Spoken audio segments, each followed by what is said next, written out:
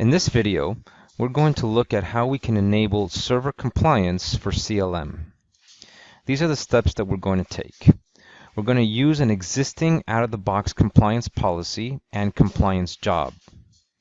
We're going to create a new component template of deployed type, since this is the only type of component template that CLM will accept.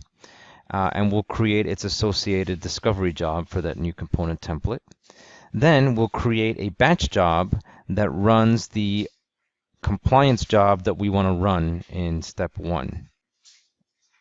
We'll run the publish product catalog job, and then finally we can go and add the compliance policy to our service blueprint.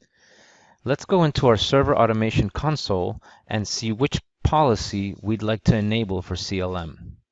Let's go ahead and enable one of these SOX policies for Red Hat Linux. So I have the policy or the component template already here, as well as its associated compliance job, as well as discovery job for that component template. Again, since CLM does not take this kind of component template, but only a deploy type, we're going to have to create a deploy component template in order to run this policy. So I'll come over to CSM application packages, and I'm going to create a new component template, and we'll call it Red Hat SOX compliance. And this is going to be a deploy type component template.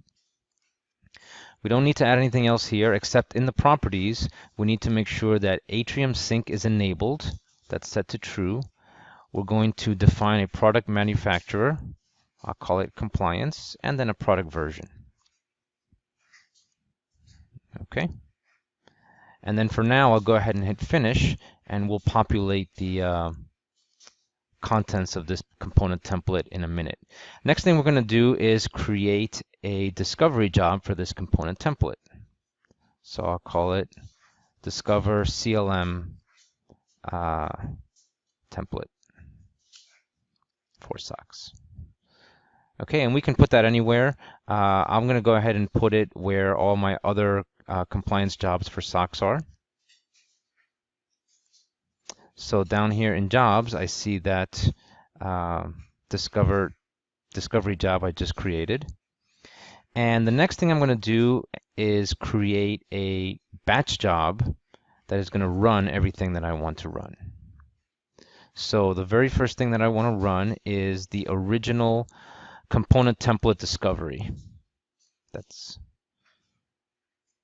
And then I'm going to run the compliance job itself, and then finally that new discovery job that I created, and that one, make sure that this one is not first. That's got to be the last thing on there. We'll go ahead and give this batch job a name, so we'll call it SOX batch job. Okay, and we'll hit finish. And now that the batch job is created, we can go ahead to our deploy component template and add the batch job as an installable source. So we'll see where that job is. And we'll add the batch job. Okay, we're set. We're going to go ahead and save that. Now we can execute our publish catalog job. And this makes that available within CLM. We'll see the results.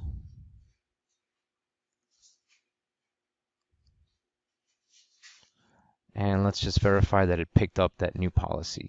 And sure enough, here it is. RH SOX compliance policy was picked up.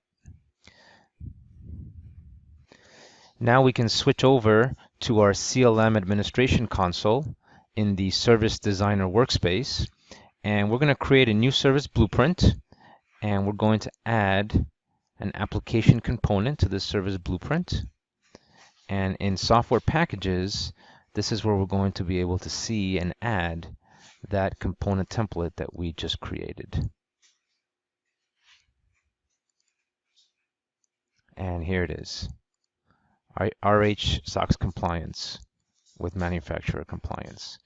So this is how you enable compliance within CLM.